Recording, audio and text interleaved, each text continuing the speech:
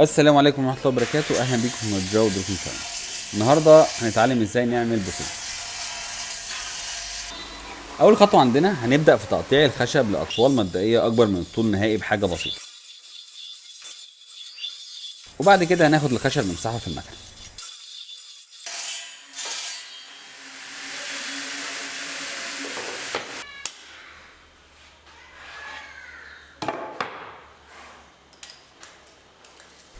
الخشب عرضه أصغر من المطلوب، فهنبدأ نخاوي الخشب اللي هنجمعه حرف بحرف ونرقمه.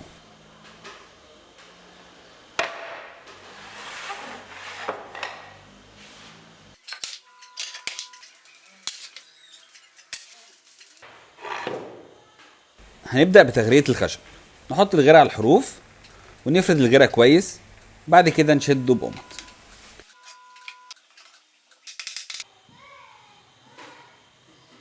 ونسيبه على جنب لحد ما ينشف.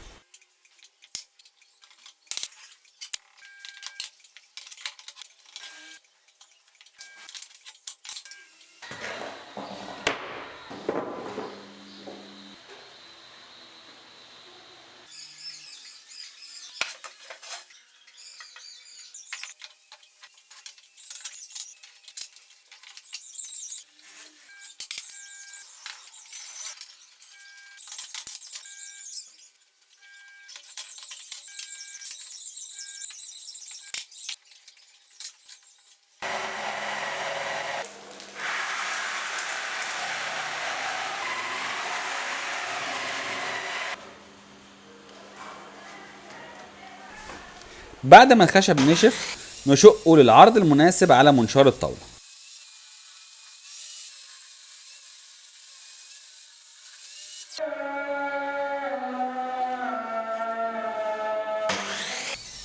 ونطهر الحروف على العربية ونظبط الطول النهائي ونصفي المقاسات بتاعتنا.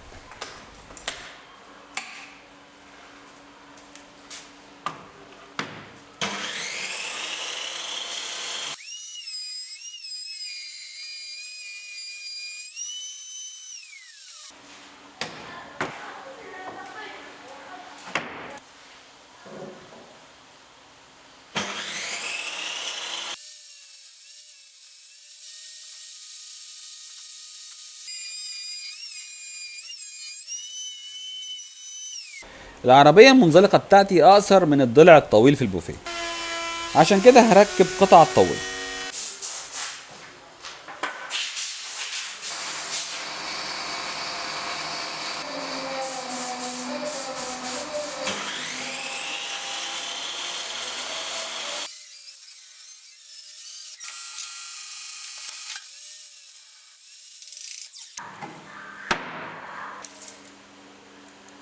بعد كده هعمل مفحرين على طاولة الراوتر في القرصة والقاعدة عشان أثبت فيهم القواطيع الداخلية. اخد بالي ان المفحار مش للآخر، وده هيعمل شوية لخبطة، عشان كده لازم نركز.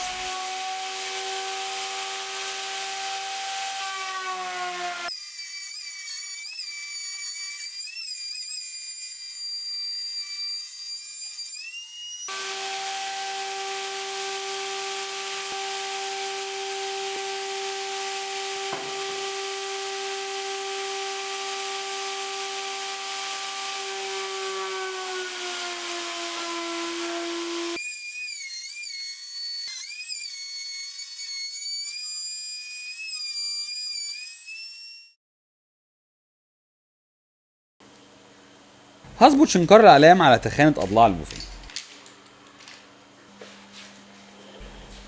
وابدأ أعمل حز في كل الأجزاء اللي هعمل فيها ديل اليمامة.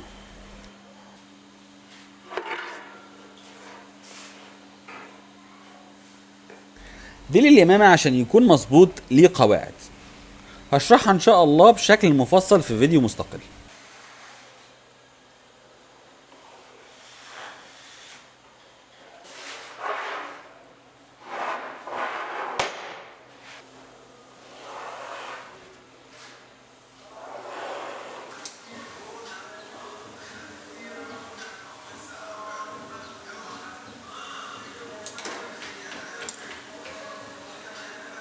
هستعمل البرجل عشان أقسم المسافات.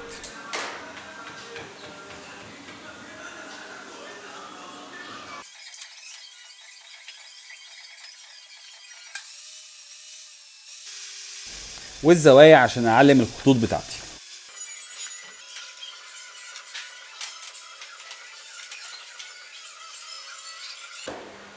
القرصة والقاعدة اطول من اني اثبتهم في المنجلة، عشان كده هثبتهم على البنك بالقمط وابدأ انشر في الخطوط.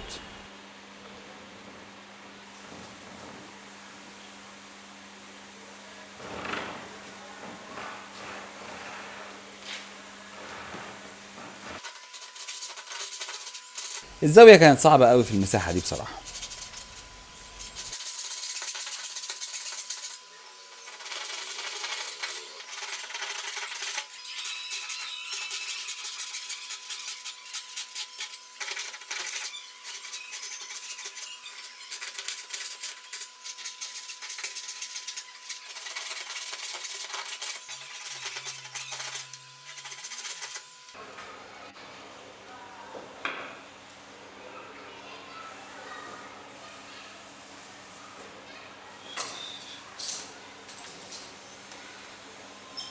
هبدأ اقطع القطع المفروض ان هي هتتفرغ.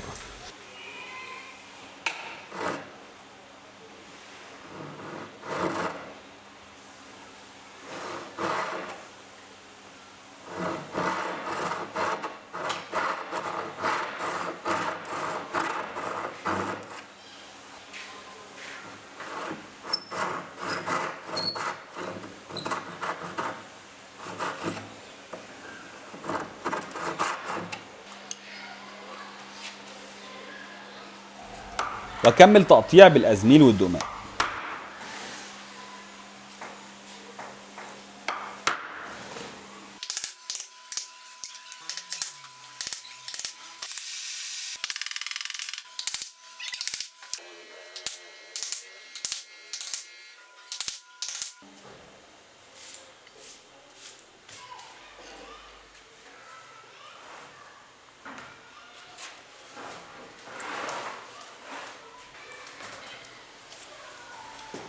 وزن كافي جدا انه يثبت القطع، فمش محتاج قمر.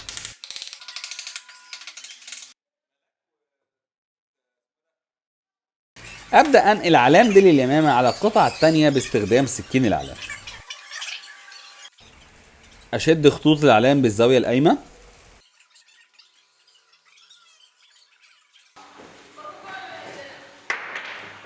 وبعد كده هبدا انشر الخطوط.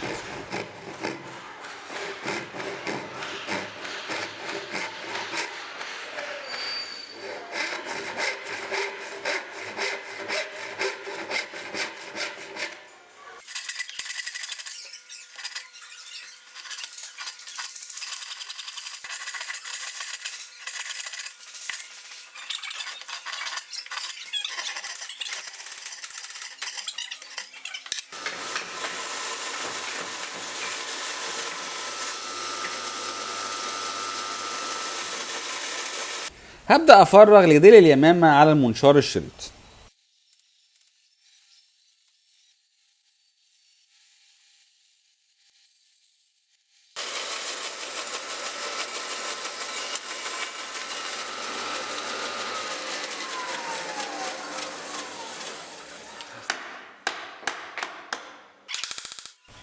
وأنظف الزيادات بالأزميل والدقماء.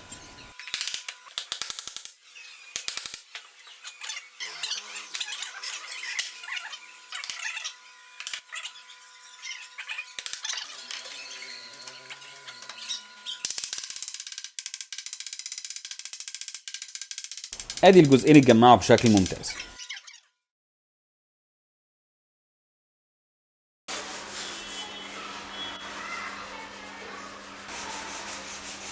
هفنش المفحار اللي عملته على طاولة الراوتر بالعداد اليدوي.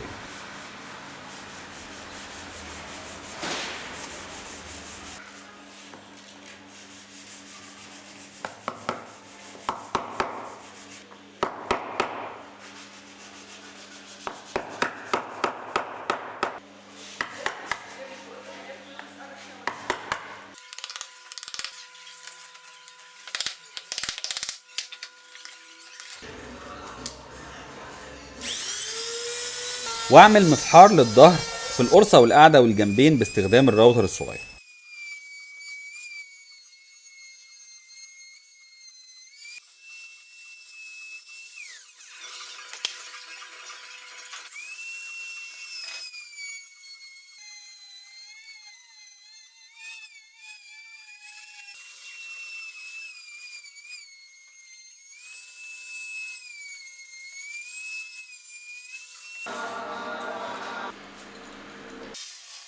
بعد كده ظبط مقاسات القطوعين على المقاسات النهائية.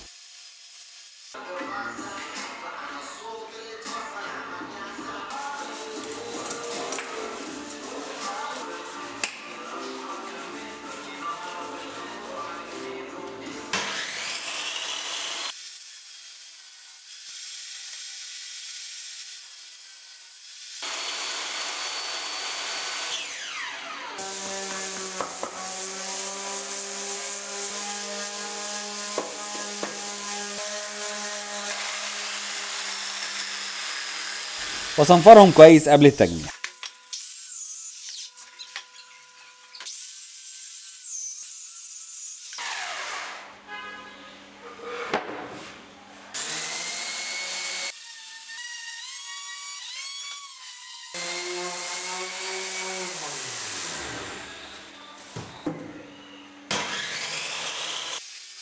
وما ننساش اقطع الظهر على الابعاد المناسبة.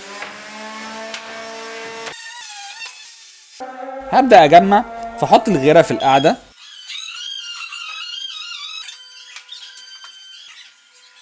واجيب الاجناب واركبهم على القاعدة. بعد كده احط القواطيع وبعديها الظهر،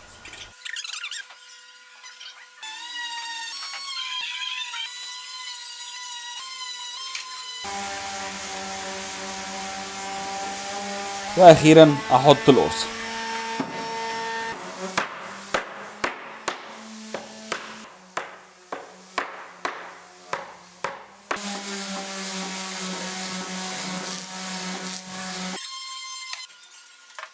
اشد البوفيه بقمط كتير لحد ما ينشف،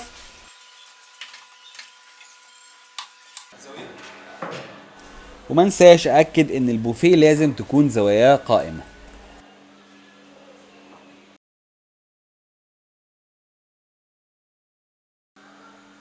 بالنسبة للأدراج أنا هستخدم مجاري ماركة بلوم، الموديل بتاعها اسمه موفنتو.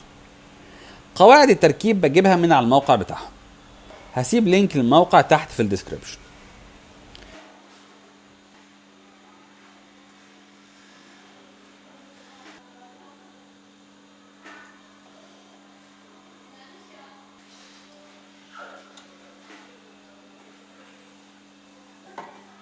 هستخدم دليل التخريم الخاص ببلوم عشان اخرم لمجر الادراج خروم مبدئية.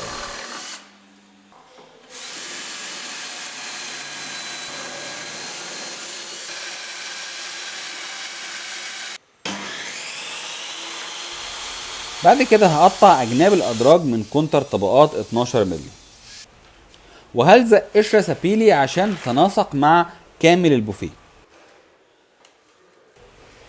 هقطع القشرة اكبر من المقاس شوية،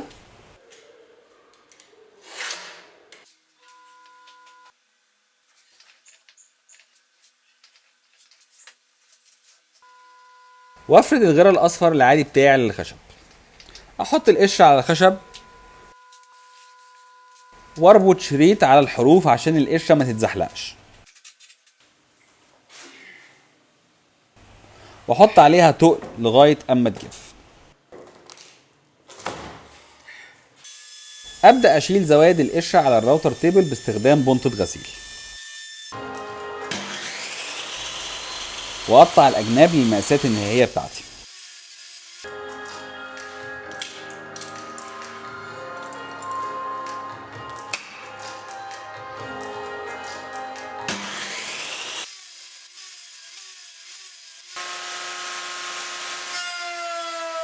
اعمل مفحار 8 مللي في الاجناب عشان القعدة،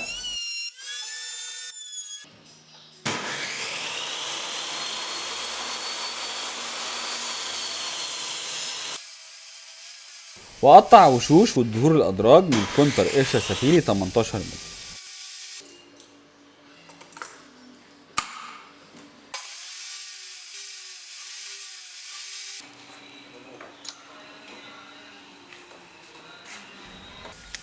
ابدأ الزق حروف اجزاء الدرج بشريط مكوى سفيلي، واشيل الزوايد بالصنفرة والازمنة.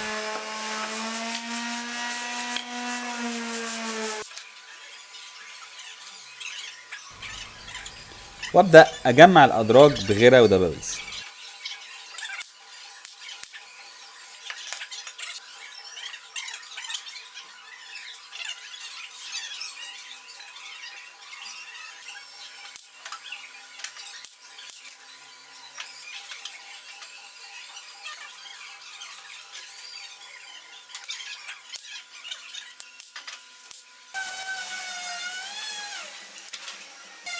هقطع قواعد الادراج من ابلكاش قشرة سفيلي 4 مللي.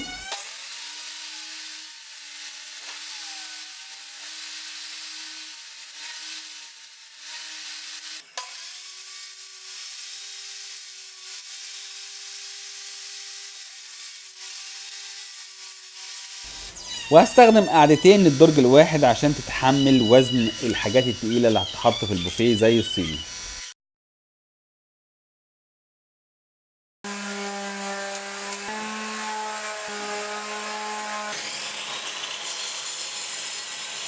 هبدأ اشق رجول البوفيه.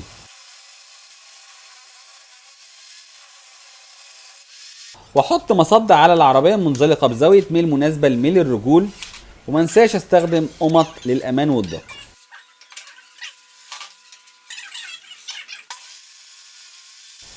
هقطع الزاوية.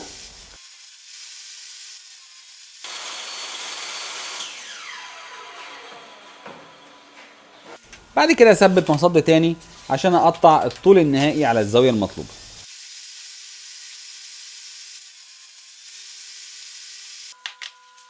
هقطع الرجول المفروض بشكل مخروطي بنسميه تيبر.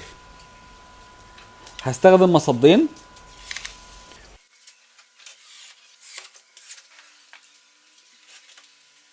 ومنساش استعمل القمط عشان الامان والدقة برضو. بعد كده نقطع الشكل المطلوب.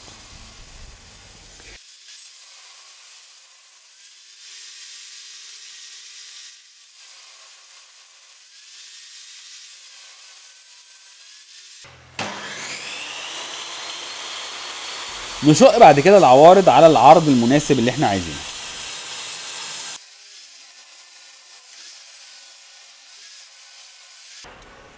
نحط العارضة مع الرجلين عشان نشوف الزاوية الصحيحة لحروف العوارض. نظبط زاوية نقل الأعلام على الزاوية المطلوبة. زاوية نقل الأعلام هي أهم قطعة عدة في منتج زي بتاع النهاردة، عشان كده لازم نستفيد منها كويس جدا. نبدأ نقطع حرف العوارض على الزاوية المناسبة.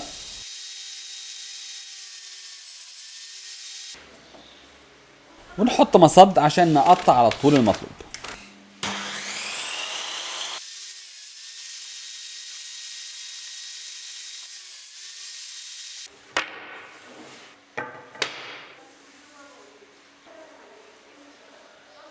هنجمع العرضتين مع بعض بتعشيقة اسمها خدش نص على نص، ولأن الزاوية معقدة شوية فالأسهل إنها تتعمل يدوي.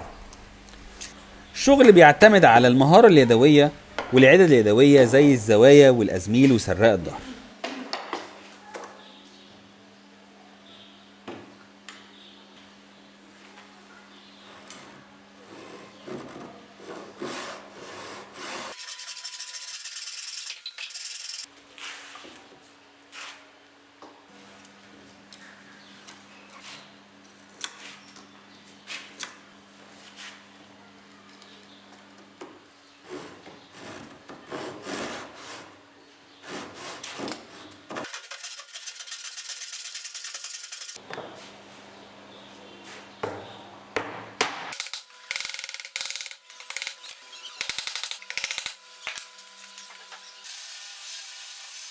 لازم ننظف التعشيقة بشكل كويس عشان نخلي الغيرة يمسك بطريقة كويسة.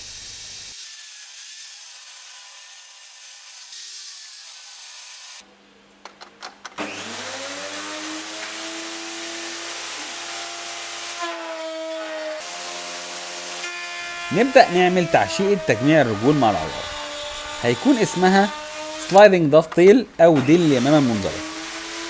هنقطعها على طاولة الراوتر باستخدام بونت الديل اليمامة، بس ما ننساش نفضي الاول ببونطة عدلة عشان ما نضغطش على بونت الديل اليمامة وتتكسر مننا.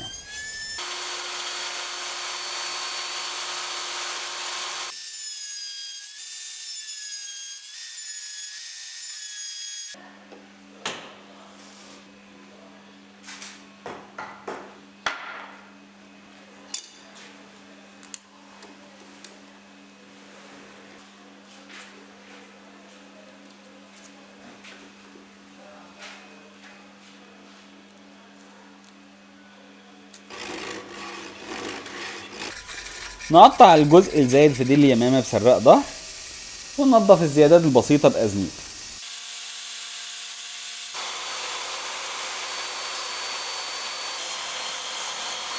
بعد كده نغري الرجول مع العوارض ونجمعها.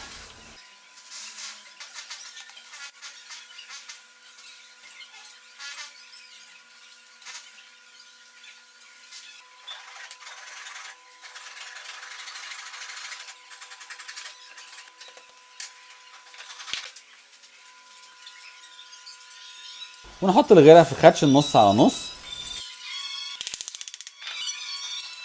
ونجمعها ونشدها بقمطة.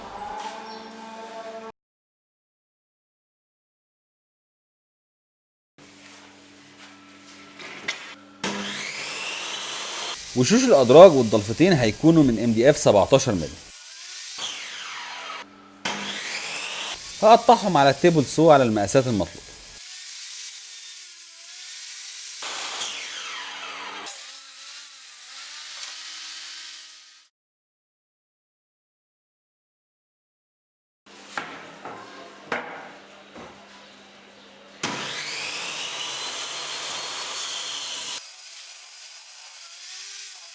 نقطع رفين من خشب السبيلي على المقاسات المطلوبة.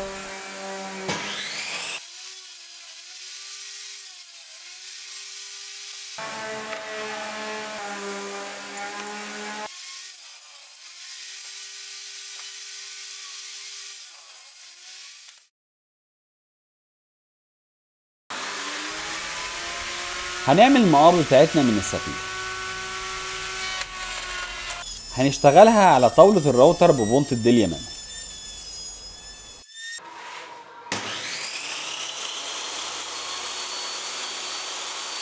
بعد كده هنشقها على منشار الطاولة.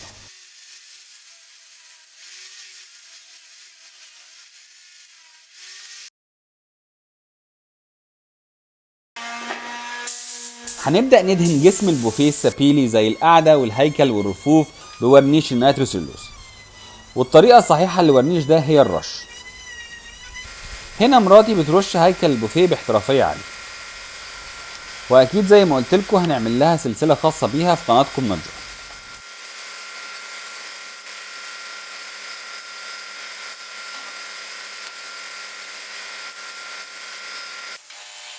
بالنسبة للضلف ووشوش الأدراج هتترش دول. بنرش الأول فيلر، بعد كده نبدأ نرش اللون بتاعنا.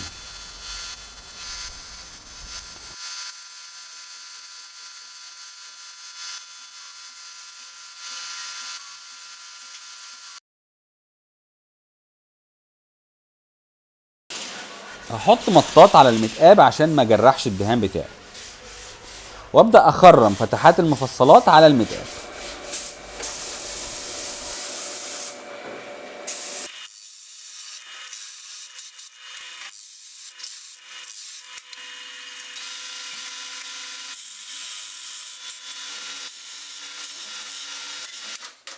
هخرم في القاعدة اماكن لتثبيت القاعدة في الهيكل.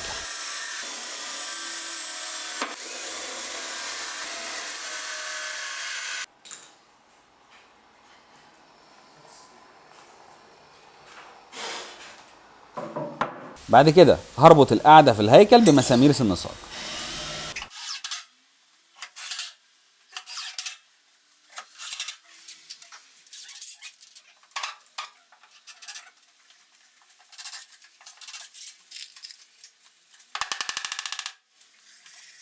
وهدق مسمار كعب في الأرجل عشان يحمي الرجول والأرض من الاحتكاك مع بعض.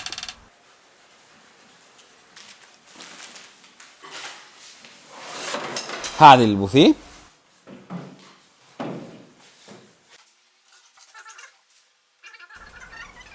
وبعد كده هخرم لحوامل الرفوف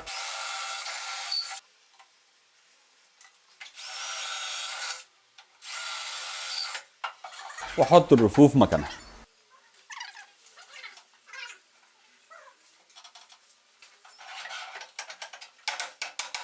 هبدأ أعلم لفرش المفصلات. أنا هستخدم مفصلات بلوم موديل كليب توب الموشن، حاجة اسمها ركبة. هستخدم دليل تخريم المفصلات الخاص ببلوم، والتيب اللي أنا حطيته ده عشان ما أعلمش على الجنب المدهون من جوه بالقلم الرصاص وأجرحه. حط الفرش مكانه.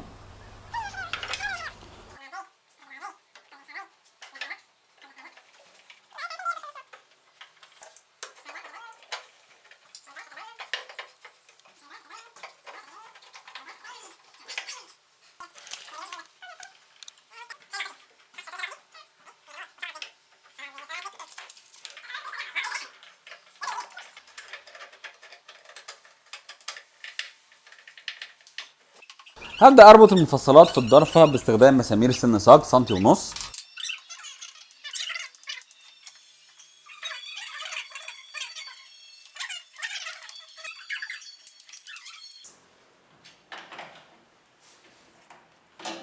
وأركب المفصلات في الفرش بسهولة بتقنية الكليب.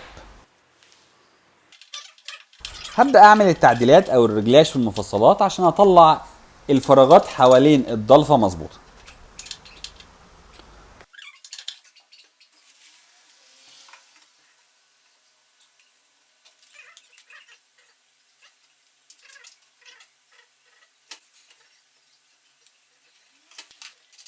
أخرم للمقابض.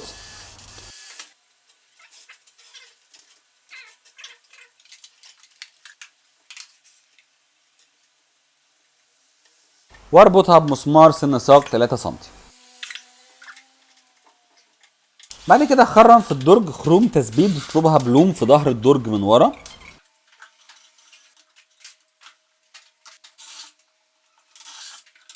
واخرم اماكن تثبيت وش الدرج في الدرج نفسه.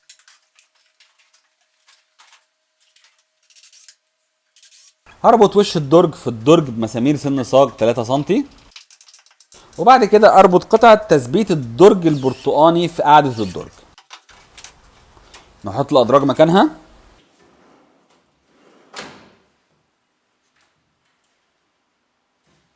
ونستمتع بخاصية الغلق البطيء من بلوم. وبكده احنا خلصنا البوفيه بتاعنا. يا رب يكون الفيديو عجبكم واستفدتوا فعلا منه. ما تنسوش لو بتتفرجوا علينا من على اليوتيوب تشتركوا في القناة عشان يوصلكم كل جديد لينا. وما تنسوناش من خالص اللايكات والكومنتات واكثروا من الشير والرياكشنات ودمتم نجارين. السلام عليكم ورحمة الله.